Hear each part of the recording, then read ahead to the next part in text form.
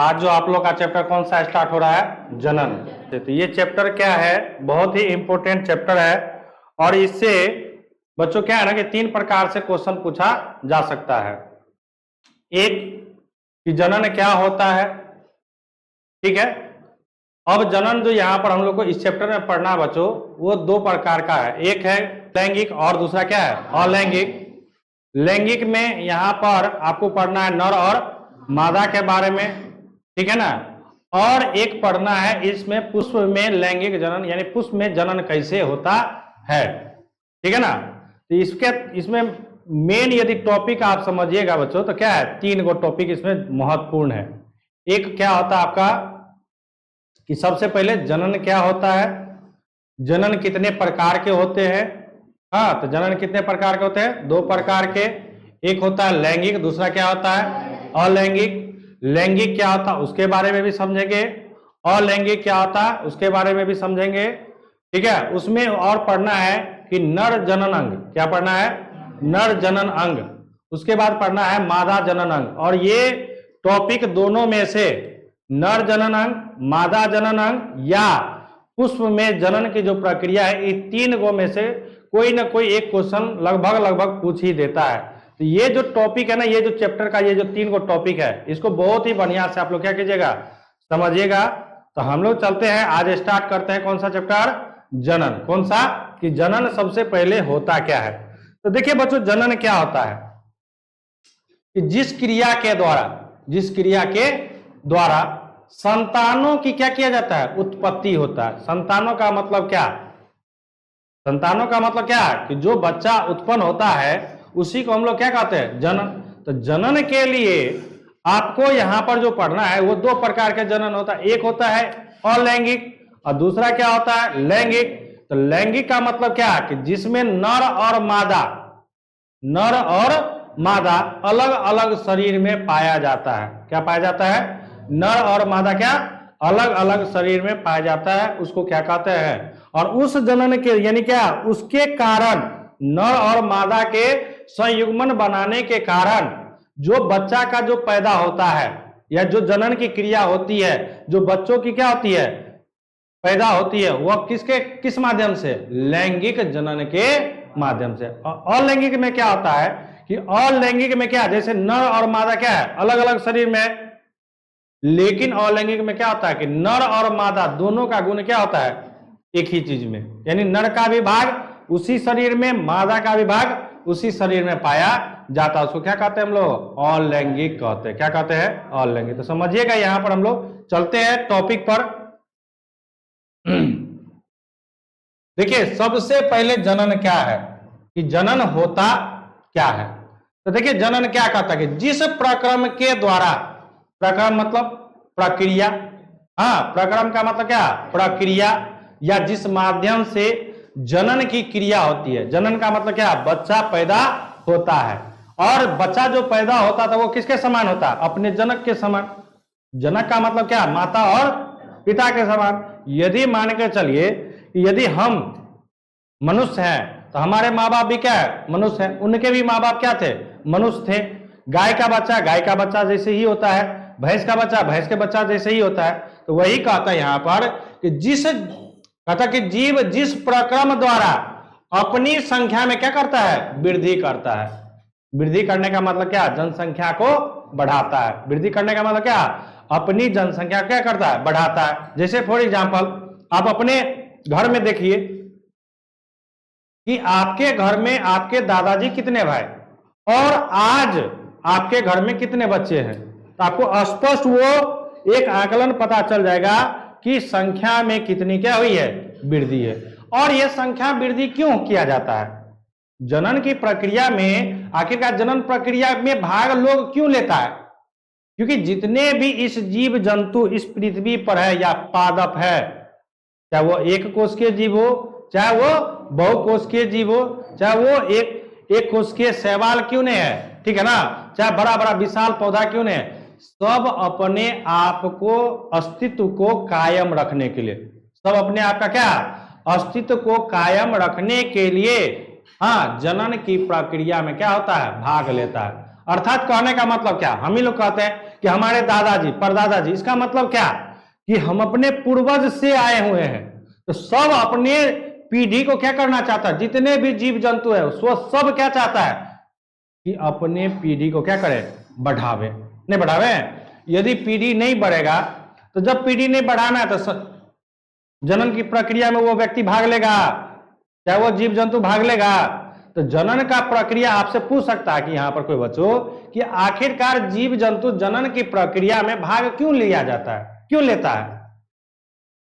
तो इसका एक ही आंसर है कि जितने भी इस पृथ्वी पर चाहे जीव जंतु हो चाहे वो पादप हो, वो सभी जनन प्रक्रिया में इसलिए भाग लेता है कि वो अपने जैसे संतानों की क्या करे, उत्पत्ति करे और उसकी इस पृथ्वी पर क्या उपस्थिति को क्या करने के लिए, दर्शाने के लिए। ठीक है ना। आज हमारे पूर्वज के द्वारा हमारे दादाजी या हमारे परदादाजी के द्वारा हमारे दादाजी हुए, हमारे दादाजी के हमारे फादर हुए, हमारे फादर के द्वारा हम हुए, हमारे आने वाले पीढ़ी होंगे। तो ये सब क्या कर रहा है, आखिरकार क्या कर रहा है कि अपने अस्तित्व को बचाने के लिए। अपने अस्तित्व का मतलब क्या कि हमारा नाम इस पृथ्वी पर रहे। तो आने वाले पीढ़ी क्या करता, हम लोग देखता ना बच्चों, जब हम लोग जन्म लेते हैं तो क्या कहता है कि बोलिए दादाजी का क्या नाम है। आखिरकार दादाजी का तो हमारा से हमसे कोई रिश्ता नहीं था, फिर हम अपने दादाजी का परदादाजी का नाम क्यों याद रखते हैं। इसलिए याद रखते हैं क्योंकि हम उनके संतानों के वृद्धि क्रम के अनुसार हम भी क्या हुए हैं, पैदा हुए हैं। तो वो अपने क्या कर रहा, अपने वंशज का इस पृथ्वी पर क्या कर रहा है, स्थिति को बरकरार रखने के लिए जनन की प्रक्रिया में भाग ले रहा। तो समझ गए, याद हो गया आप लोगों को बच्चों कि जनन क्या होता है कि जनन वह प्रक्रिया है जिसके द्वारा, जिस माध्यम के द्वारा अपने संतानों की क्या करता है, हाँ वृद्धि करता है। क्या करता है, वृद्धि करता है। किस आप वृद्धि क्यों करता है ये भी समझ गए कि सब अपने अपने जितने भी इस पृथ्वी पर जीव है सब अपने आप को इस पृथ्वी पर अस्तित्व को बचाए रखने के लिए जनन की प्रक्रिया में क्या करता है, भाग लेता है। आज देखिए डायनासोर विलुप्त हो चुका है ना जी। आखिरकार क्यों विलुप्त हो गया, तो कोई ना कोई ऐसी परिघटना घटी होगी इस पृथ्वी पर, या कोई ना कोई ऐसी घटना घटी होगी जिसके कारण उस जीव को इस पृथ्वी पर रहने के लिए दुर्लभ हो गया होगा, जिसके कारण वो क्या हो गया, उसका पूर्ण सर्वनाश हो गया, विनाश हो गया। तो हमारे जीवन में भी ऐसा कभी संभव हो सकता है। अभी जैसे कुछ दिन पहले कोरोना है ना, तो क्या हुआ, लोगों के जीवन पर, अपने जीवन को बचाने के लिए सब संकट में था कि नहीं, सबका जीवन संकट में था कि नहीं था, कि कौन लोग चाहता था कि कौन मरेगा कौन बचेगा, ये आकलन था किसी के पास। कोई ये जानता था कि हम इस कोरोना से ग्रसित होकर मृत्यु मेरी हो जाएगी या हम बच जाएंगे। कितने आदमी मर गए, कितने आदमी क्या हो गए, बच गए। जो सावधानी पूर्वक रहा वो बच गए, जो थोड़ा सा भी असावधानी रहे वो क्या हो गई, उनकी डेथ हो गई, हुई कि नहीं हुई। तो ये यदि जनन क्रिया नहीं होता तो क्या इस पृथ्वी पर इतने मानवों या जो भी जीव जंतु आपको दिखाई दे रहा है, क्या वो हमको दिखाई देता। क्योंकि एक बार जन्म होता, उसकी मृत्यु हो जाती, तो फिर वो चीज हमें दिखाई नहीं देती। तो इसलिए ये जनन होकर के क्या होता है, अपने अस्तित्व को इस पृथ्वी पर रखने के लिए ये अपनी जनसंख्या क्या करता है, वृद्धि करता है। तो जिस क्रिया के द्वारा ये वृद्धि करता है उसको क्या कहते हैं हम लोग, जनन कहते हैं। क्या कहते हैं, जनन कहते हैं। अब जनन मुख्यतः कितने प्रकार के होते हैं, दो प्रकार के, एक होता है अलैंगिक, दूसरा क्या होता है, लैंगिक। अलैंगिक का मतलब क्या समझिए कि जनन की क्रिया मुख्यतः दो प्रकार से होती है, एक अलैंगिक का, दूसरा क्या, अलैंगिक का मतलब क्या कि इसमें एक ही शरीर होता है, इसमें क्या होता है, दो शरीर होता है। दो शरीर का मतलब नर अलग मादा अलग, लेकिन इसमें अलैंगिक में न नर होता है और न मादा, केवल एक ही शरीर से क्या होता है, हाँ हम उसके संख्या को क्या कर सकते हैं, बढ़ा सकते हैं। अब फॉर एग्जाम्पल समझिए, जैसे हम लोग जो मान के चलिए क्या कहते हैं, गुलाब का पौधा लगाते हैं, क्या करते हैं, उसके किसी एक टहनी को काट लेते हैं, पुनः उसको क्या करते हैं, रोप देते हैं, है ना। फिर पुनः क्या हो जाता है, वो नया पौधा बनता है कि नहीं। हम ही लोग जैसे बीज है, तो अब बीज में देखने के लिए गए हैं कि नर है कि मादा है, फिर बीज से कैसे अंकुरित होता है कि नहीं होता है, नया पौधा का निर्माण होता है कि नहीं होता है। और जब नया पौधा होता है तो फिर उससे क्या होता है, नया बीज का निर्माण होता है कि नहीं होता है, बनता है ना जी। तो वो भी तो जनन प्रक्रिया में भाग ले रहा है कि नहीं ले रहा है।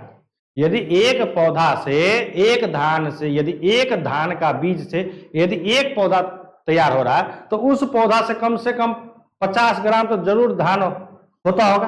अब 50 ग्राम में कितना धान होता होगा, तो उसमें कहा नर और कहा उसमें मादा, हम लोग क्या देखने के लिए गए हैं कि उसमें नर कौन है मादा कौन है। धान को रोप दिए, जो अंकुरित हो गया उसमें से पौधा निकलेगा ही, है कि नहीं है। लेकिन हमारे इस पृथ्वी पर जो जीव जंतु जैसे मनुष्य, गाय, भैंस, तो गाय को क्या छोड़ देते हैं तो गाय क्या बच्चा देने लगती है, नहीं देती। क्यों? क्योंकि उसका शरीर मादा भाग है। हाँ, अब उसके लिए क्या चाहिए, नर चाहिए, तो नर के लिए अलग शरीर है, नर के लिए क्या है, अलग शरीर है। तो यही सब चीज इस चैप्टर में हमको क्या करना है, पढ़ना है। तो चलिए हम लोग अलैंगिक जनन के बारे में समझते हैं। अब देखिए क्या कहता है अलैंगिक जनन होता क्या है, समझिएगा कि सबसे पहले अलैंगिक जनन क्या होता है।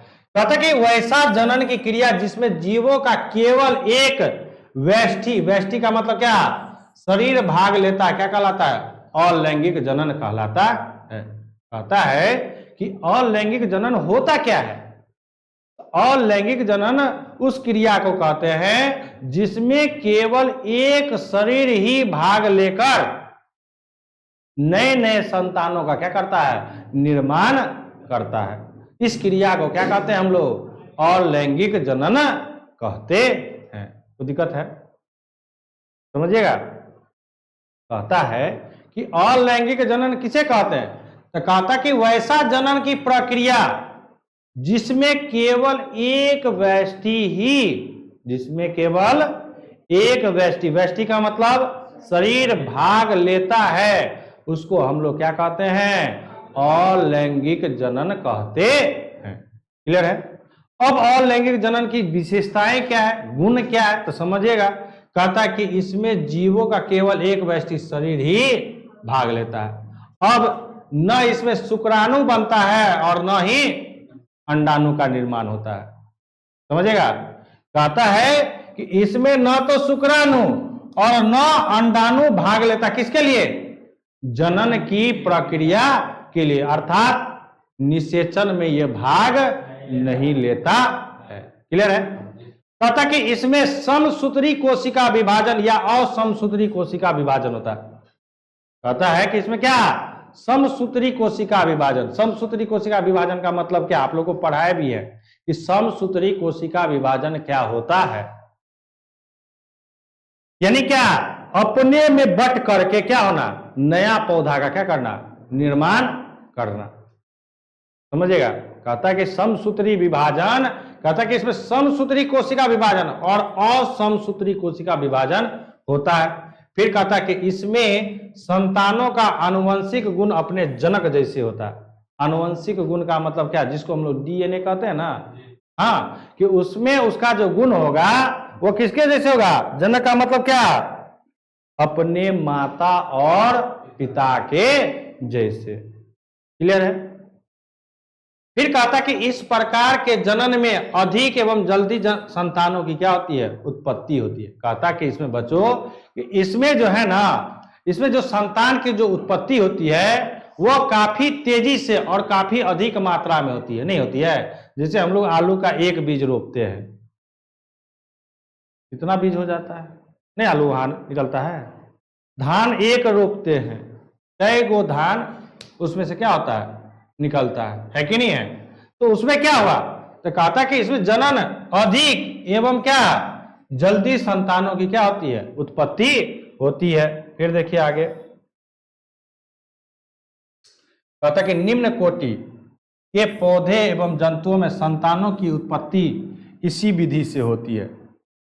जैसे अमीबा सब में, अमीबा क्या है, एक कोष के जंतु है। हाँ, वो क्या करता है, अपना वृद्धि क्या होता है, काफी तेजी से करता, नहीं करता है। प्लाज्मोडियम जैसे मच्छर है, वो भी क्या करता है, काफी तेजी से फैलाता है कि नहीं फैलाता है।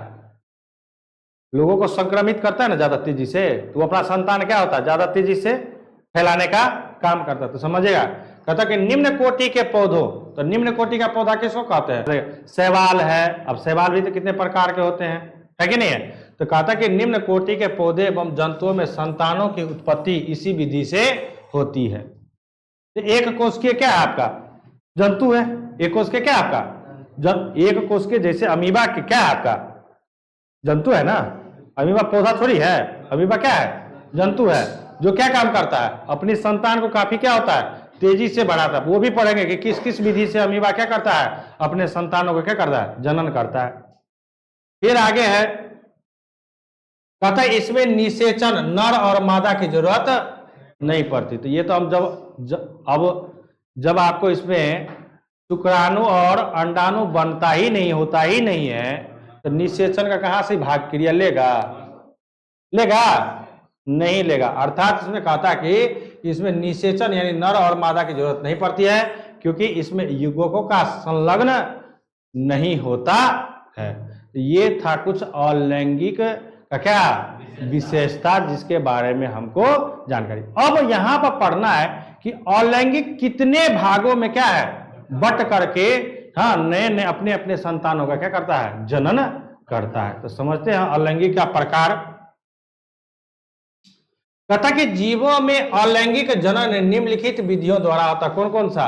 विखंडन, मुकुलन द्वारा, अपखंडन या पुनर्जनन या बीजाणु जनन विधि द्वारा। कहता है कि जीवों में जो अलैंगिक क्रिया होती है वो कौन सा, किन किन माध्यमों से? एक होता है विखंडन द्वारा, दूसरा क्या होता है? मुकुलन द्वारा, तीसरा होता है क्या? अपखंडन या पुनर्जनन, और चौथा क्या होता है? बीजाणु जनन विधि द्वारा। तो हम लोग इस चैप्टर में बारी बारी से हमको क्या करना है? इनके बारे में पढ़ना है। तो पढ़ते हैं। चलिए, पहला क्या है आपका? विखंडन विधि द्वारा। समझेगा। कहता कि विखंडन विधि द्वारा क्या होता है? कहता कि इस विधि द्वारा मुख्य रूप से एक कोशिकीय जीव, चाहे जीवाणु हो, अमीबा हो, पैरामीशियम हो आदि, जनन करता है। कहता है कि ये जो आपको कौन सा विखंडन मतलब क्या? टूटना। विखंडन मतलब क्या? टूटना। नाम ही है विखंडन। खंड का मतलब क्या? भागों में बंटना।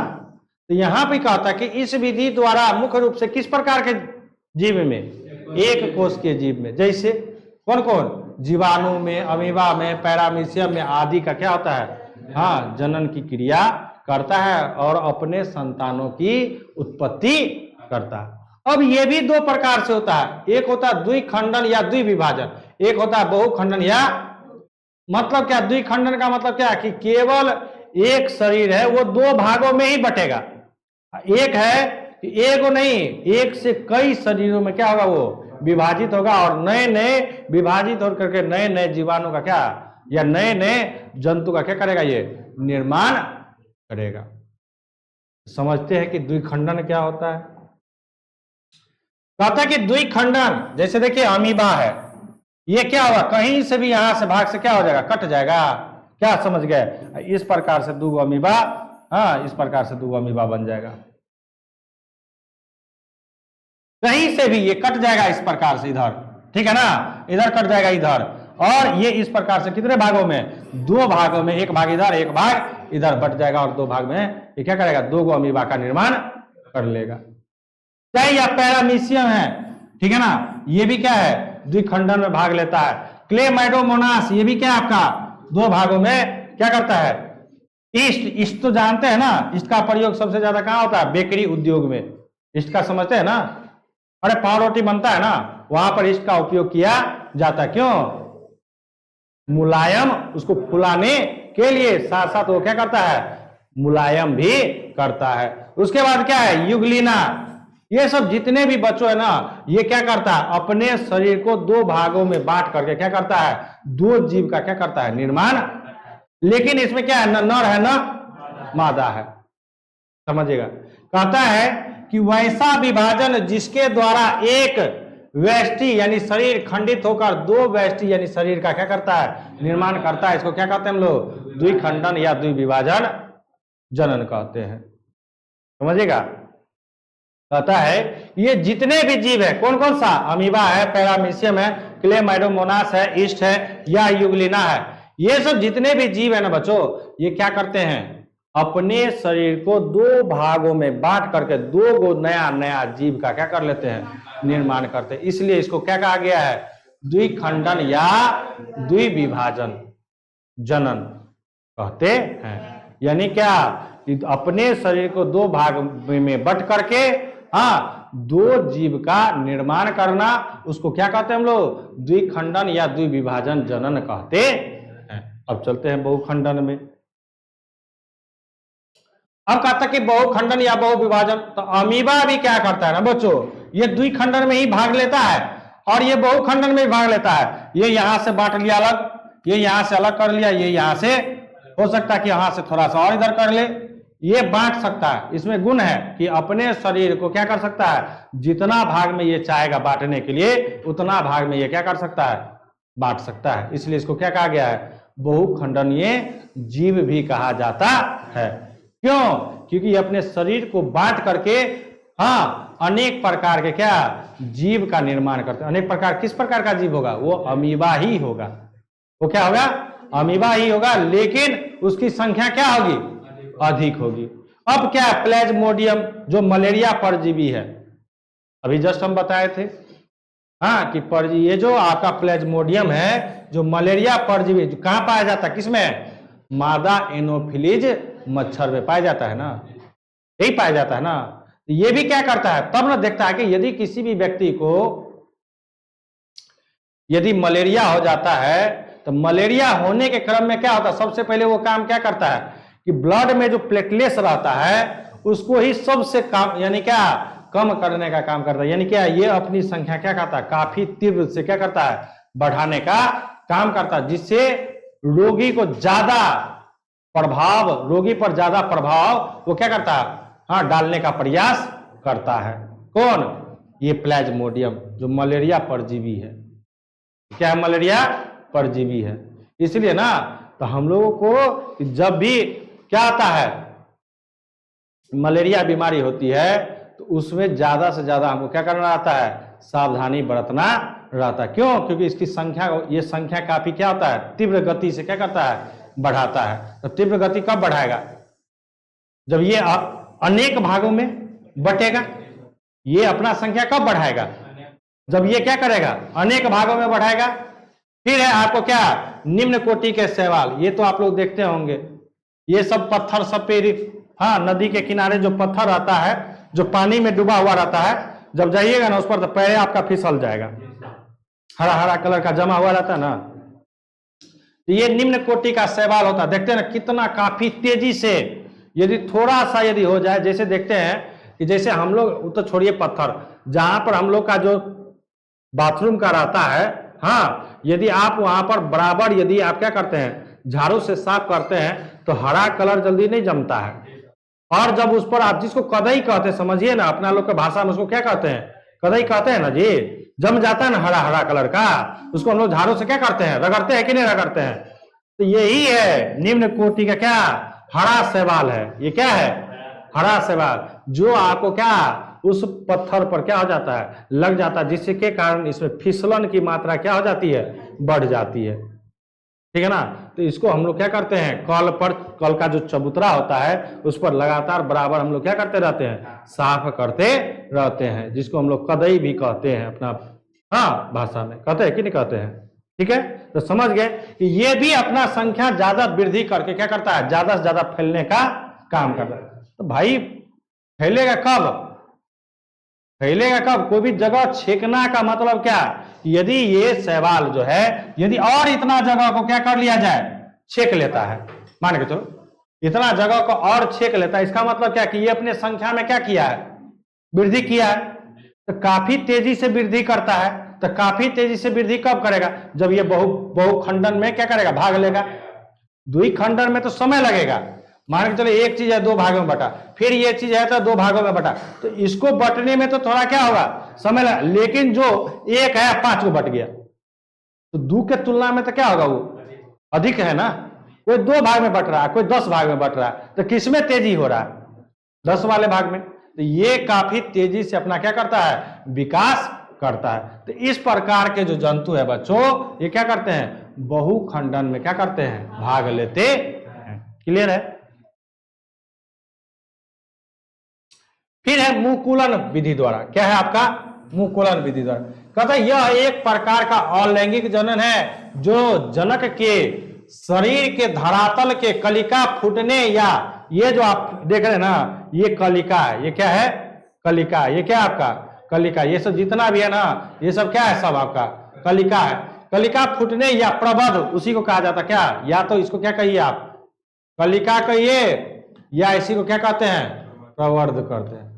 हाँ, निकलने के फलस्वरूप उत्पन्न होता है। इस विधि का प्रयोग करके कुछ एक कोशिकीय जीव जैसे ईस्ट या बहुकोशिकीय जीव जैसे हाइड्रा, स्पंज आदि जनन की क्रिया में क्या करता है? पूर्ण करता है। ये जो ये आपका क्या है? आपका ये क्या है? आपका हाइड्रा है। क्या है? हाइड्रा है। और ये आपका क्या है? स्पंज है। ये भी आपको कहां पर मिलेगा? नदी के किनारे ही, हाँ, ये सब आपको क्या होगा? मिलेगा। गुच्छा के रूप में ये रहता है। जैसे आप देखें ना शैवाल का, तो शैवाल के रूप में ये भी रहता है ये, लेकिन ये क्या रहता है? पानी में तैरते रहता है। ध्यान दीजिएगा, ये जो आपको है, ये पानी के ऊपर में क्या करते रहता है? तैरते रहता है। देखिए कभी, बिल्कुल ध्यान तुम लोग नहीं दिए होगी, क्योंकि तुम लोग का घर नदी में तो जाती हो ना जी, नहीं गई है कभी? तो नदी में जो जाएगा उसको ये स्पष्ट रूप से नदी में क्या होता है? ऊपर में तैरते रहता है। हाँ, बिल्कुल तैरते रहता है। ये जो आपको स्पंज है, ये आपको पानी में तैरते रहता है। जाकर के देख सकते हैं आप, गुच्छा गुच्छा की तरह रहेगा। हाँ, जाल की तरह। जाल तो रहता है, एक शैवाल भी रहता है जाल की तरह। तो शैवाल जो होता है वो लंबा धागा की तरह होता है। ध्यान रखिएगा, वो जो होता है लंबा धागा की तरह, जो पैर में आपको लगेगा कि सांप जैसे हमको क्या आ गया? उजड़ा गया है। ठीक है ना? जैसे जाल उजड़ा जाता है ना पैर में, तो उसी तरह का। लेकिन ये जो है ना, इतना इतना थक्का कर करके ये क्या होता है? पानी में तैरते रहता है। तो ये होता क्या? स्पंज होता है। देखिएगा, किसी भी नदी में जाइएगा ना, पोखर की बात नहीं कर रहे हैं, पोखर में तो कुंभी होता है। ठीक है ना? पोखर की बात नहीं कर रहे हैं, नदी की बात कर रहे हैं। जब पुराना नदी होगा जिसमें पानी उतना ज्यादा बहता नहीं होगा, उस सब नदी में क्या होता है? ये आपको ऊपर में स्पष्ट रूप से क्या तैरते हुए नजर आएगा। पोखर में जो पुराना पोखर है, जो कभी साफ नहीं होता है, उस सब पोखर में भी ये दिखाई देता है, क्योंकि इसको बनने में क्या होता है? समय थोड़ा ज्यादा लगता है। ठीक है? तो ये कौन सा? मुकुलन विधि द्वारा। मतलब क्या? यहीं से निकला, अब फिर यहां से क्या हुआ? एक नया जीव का क्या किया? निर्माण कर लिया। फिर यहां से निकला, यही एक क्या हो जाएगा? ये आपका कलिका क्या हो जाएगा? फूट करके फिर एक नया पौधा का क्या हो जाएगा? निर्माण कर लेगा। ठीक है ना? तो ये सब किस में होता है? ये होता है हाइड्रा में, स्पंज में, और भी बहुत सारे जीव है। ईस्ट में भी होता है। ये क्या होता है? ईस्ट में भी होता है। ईस्ट भी अपना संख्या को क्या करता है? काफी तेजी से बढ़ाता है, और बढ़ा करके क्या करता है? मुकुलन विधि से अपना जनन प्रक्रिया में क्या करता है? भाग लेता है। फिर है क्या? अपखंडन या पुनर्जनन। अपखंडन या पुनर्जनन। तो देखते हैं कि जैसे पुनर्जनन बताते हैं, जैसे छिपकली में भी होता है लेकिन छिपकली में पुनर्जनन जो होता है वो केवल उसके पूंछ में ही होता है, वह गुण। यानी उसका पूंछ कटने के बाद पुनः उसकी शरीर में पूंछ का क्या हो जाता है? निर्माण हो जाता है। तो समझिए थोड़ा सा, कहता कि वैसा जनन जिसमें जीवों का शरीर किसी कारणवश 2 या 2 से अधिक टुकड़ों में क्या हो जाता है? खंडित हो जाता है। किसी भी कारणवश, जैसे हम लोग का कट जाता था, क्या पुनः शरीर का वो अंग निर्माण होता है? शरीर में नहीं होता ना। लेकिन कुछ जीव में ऐसा गुण होता कि यदि किसी भी कारणवश वो खंडित हो गया ना, तो फिर से खंडित वाला भी क्या कर लेगा? अपने आप को पुनः एक जीव के रूप में क्या कर लेगा? निर्माण कर लेगा। समझिए, कहता कि और जिसे पुनः वह निर्माण करके कर लेता है, अपखंडन या पुनर्जनन कहलाता है। जैसे एस्पायरोगैरा, या प्लेनेरिया, ये आप देखते होंगे कहीं कहीं पर, देखते हैं कहीं पानी में रहता है। ये कट जाएगा, फिर है और फिर क्या हो जाएगा, नया बना लेगा। ये भी एस्पायरो कह रहा है, ये भी देखिए पानी के ऊपर में ही है। हाँ, ये भी क्या है, पानी के ऊपर में ही है, ये भी तैरते रहता है। और ये तो आपको हाइड्रा समझ ही रहे, ये भी क्या है, हाइड्रा तो समझ ही रहे। तो ये भी क्या करता है, यहां से टूट जाएगा, यहां से टूटेगा, नया पौधा बन जाएगा, फिर यहां से ये टूटेगा, नया बना लेगा। तो ये सब क्या है, किसके माध्यम से, अपखंडन या पुनर्जनन। मतलब क्या कि पुनः अपने शरीर का पुनः क्या करता है, ये निर्माण करके एक नया जीव का क्या हो जाता है, हाँ, निर्माण कर लेता है। क्लियर है। फिर है आपका क्या, बीजाणु जनन विधि द्वारा। कहता वैसा अलैंगिक जनन जिसमें जीव बीजाणु का निर्माण करके अपने जनन की प्रक्रिया को क्या करता है, पूरा करता है और जनसंख्या क्या करता है। ये तो जानते ही हम लोग देखे हैं, एक गोबर छत्ता, हाँ, जिसको कवक, ये कवक का रूप है, इसका है। ये गोबर के अगल बगल ढेरी में क्या होता है, आपको दिखाई स्पष्ट रूप से क्या होता है, दिखाई देता है। इसको मशरूम समझ करके मत खा लेना, ठीक है ना। तो इसको कभी भी मशरूम समझ करके मत खा लेना। फिर है लाल शैवाल, जो समुद्र में पाया जाता है, पौधा है, हाँ, और इस लाल शैवाल को खाया भी जाता है, पता है ना आप लोग को। फिर है आपका क्या, जीवाणु, हाँ, ये भी क्या है, पर्णपता, ये भी क्या आता है, अपना संख्या। जीवाणु भी देखिए ना कैसे है कि नहीं है, छोटा छोटा है कि नहीं, अंडा की तरह है ना। ये भी अपना क्या करता है, संख्या को क्या करता है, बढ़ाने का काम करता है। किसके माध्यम से, बीजाणु जनन के माध्यम से। क्लियर है। तो ये था 4 प्रकार से कि आलू को भी आप रोपिएगा तो आलू में भी कलिका होती है। ये जो आप लोग जो यहाँ पढ़े हैं बच्चों, समझिएगा, ये जो मुकुलन विधि है ना, ये आलू में भी कलिका फूटता है, आलू में भी। जब आलू पुराना हो जाता है, हाँ, तो उसमें से हाँ पेपी निकलने लगता है ना, जिसको हम लोग पेपी कहते हैं। ये प्याज में भी, प्याज में भी अभी अभी समय है ना प्याज का, अब पुराना प्याज हो रहा है ना, तो देख रहे हैं कि नया नया उसमें से अपने आप क्या होता है, बीज पौधा क्या हो रहा है, निकल रहा है, नहीं निकल रहा है। तो वो भी अपने संतान का मतलब क्या, फिर वो सर यदि उसको रोप दिया जाए तो पुनः एक नया क्या हो जाएगा, पौधा उससे निकल जाएगा प्याज का। फिर वो एक गांठ के रूप में क्या हो जाएगा, हमको पुनः बाद में कुछ समय के बाद क्या हो जाएगी, उसकी प्राप्ति हो जाएगी। तो ये सब था किसके बारे में, अलैंगिक जनन के बारे में। किसके बारे में, अब है पौधों में कायिक प्रवर्धन। कायिक का मतलब क्या होता है, काया, काया का मतलब क्या है, शरीर का कोई हिस्सा। काया का मतलब क्या होता है, शरीर का कोई हिस्सा, समझेगा। कहता कि जनन की वह प्रक्रिया जिसमें पादप अपने शरीर का कोई कायिक या वर्दी भाग, जड़ भी हो सकता है, तना भी हो सकता है, पत्ता भी हो सकता है, आदि अलग करके एक नए पौधे का क्या करती है, निर्माण करती है। जैसे में, तो जैसे में मान के चले कौन सा, गुलाब का पौधा है, उसका कोई भी टहनी काट लीजिए और टहनी को रोप दीजिए, नया पौधा। पत्ता में देखिए आप लोग को बताए थे कि एक मेरे पास पौधा है जिसको हम लोग क्या कहते हैं, पत्थर चट्टा कहते हैं ना, पौधा का नाम है ना, जिसका केवल पत्ता को रोप दीजिए उससे क्या हो जाएगा, एक नया पौधा का निर्माण हो जाएगा। और इसका काम बहुत ही नामी है उसका, पत्थर चट्टा का मतलब क्या कि यदि आपके शरीर में, हाँ,